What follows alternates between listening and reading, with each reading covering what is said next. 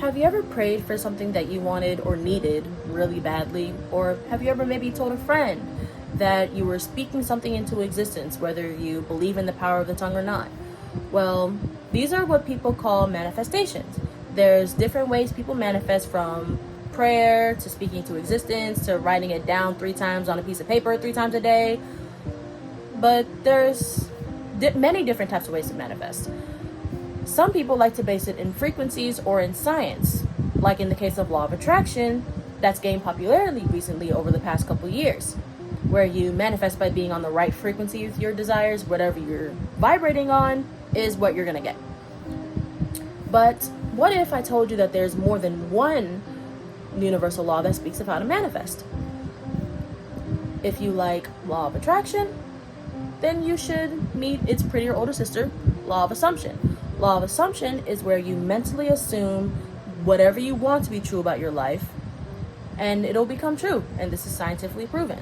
The law of assumption is one of many science-based ways you can manifest what you desire. So let's start with the basics. What is law of assumption, and why is it rising in popularity so fast?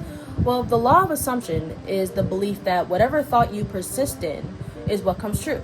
For example, if you want a new house, you mentally persist in the thought of that house is already yours. Other thoughts don't matter, outside circumstances don't matter. It doesn't matter if you've been manifesting that house for 30 years. That doesn't matter. As long as you stay mentally with the fact that it's either going to be yours or it is yours, you'll get it. According to manifestation creator Taylor Tooks, a statement that people that apply law of assumption into their lives live by is you either have it or you don't. Now, why was it becoming so popular over law of attraction, which skyrocketed in popularity back in 2020 TikTok? Simply put, people felt trapped mentally, spiritually, emotionally when it came to manifesting through law of attraction. There were so many steps, so many rules and regulations.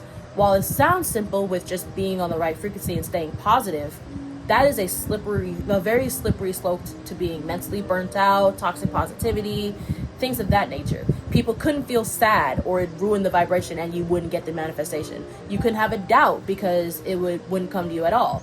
And people were applying this law, this mindset, and most people didn't see many results, which made them spiral further and then made them beat themselves up about feeling emotions. It was a vicious cycle. When law of assumption came into play, people began to realize that the power of our minds, the power that we as human beings hold without even having to fix ourselves or be perfect, is more than enough to manifest. Which leads into another reason why it's gained so much popularity so fast. It's easy. The law of assumption molds around you. Whatever you assume to be true is what's true. And people have come to love how simple it is, even if they struggle with it, especially after coming with law of attraction. But how did the law of assumption begin? Based on Giancarlo Serra's telling, I really hope I'm saying that right, I don't think I am. It started with 2 people, Neville Goddard and his mentor, Abdullah. Neville Goddard wanted to return home to Barbados. However, that didn't seem feasible because it was during the Great Depression. He didn't have a job, he didn't have money, he was living in a basement. It just wasn't looking good. Neville told his mentor about he wished he was in Barbados, and Abdullah told him a quote that lives in the law of assumption community to this day. You are in Barbados. He essentially told him that if you can imagine being there, you're there anyway. Of course, like most normal people, Neville thought that was absolutely insane, but he did it anyway. He went to sleep every night thinking of how he was already in Barbados. He walked down the street thinking about he was already in Barbados. But when no results came, he was upset, rightfully so. But he still persisted in the fact that he was already there. And one day, his brother from Barbados, writes him a letter with $50 attached to it, which is almost $1,300 in our currency today, and a free first-class ticket to Barbados. He had doubts. He didn't think it was going to work. He persisted anyway. That's the basis of law of assumption.